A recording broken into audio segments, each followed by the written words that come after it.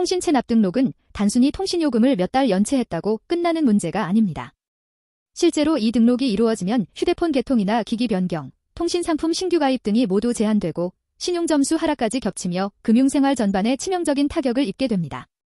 특히 신용정보원에 등재된 정보는 각종 대출, 신용카드 발급, 렌탈, 보험 가입 등 다양한 분야에 연쇄적으로 영향을 미치기 때문에 한 번의 미납이 생활 곳곳에 불이익으로 확산될 수 있다는 점을 반드시 인식해야 합니다.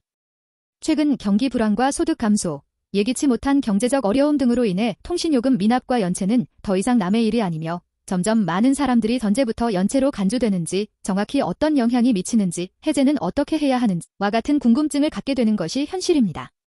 통신체납 등록이 되면 가장 먼저 해야 할 일은 모든 미납금과 할부금, 연체료까지 전액 완납하는 것입니다.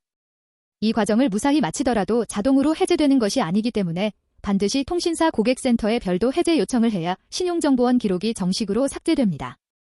이 절차는 영업일 기준 1에서 3일이 소요될 수 있으며 고객 스스로 신용정보원에 직접 연락해서 처리하는 것은 불가합니다. 만약 경제적 사정상 일시적 또는 장기적인 미납이 불가피하다면 신속채무조정제도 같은 공공지원제도를 적극적으로 활용하는 것이 현명합니다. 신용회복위원회를 통한 채무조정은 분할상환 기회를 제공하고 조정 사실을 증명하는 확인서를 제출하면 임시로 통신상품 제한 등이 일부 해소되는 효과도 기대할 수 있습니다. 다만 공식적인 체납 등록 해제는 결국 모든 미납금의 완납이 전제되어야만 가능합니다. 무엇보다 중요한 것은 미납을 예방하고 연체 위험 신호를 초기에 감지하는 습관을 갖는 것입니다. 정해진 납부일을 놓치지 않고 예상치 못한 경제적 문제가 생길 때에는 미리 통신사에 분할 납부나 상담을 요청해 상황을 공유하는 것이 장기적인 불이익 예방에 큰 도움이 됩니다.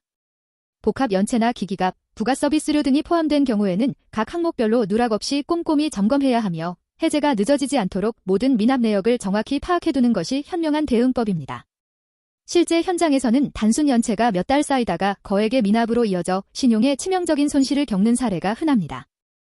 해제 후에도 신용점수 회복에는 시간이 걸릴 수 있으므로 미리 정보와 절차를 숙지해두는 것이 개인의 신용 방어에 큰 역할을 합니다.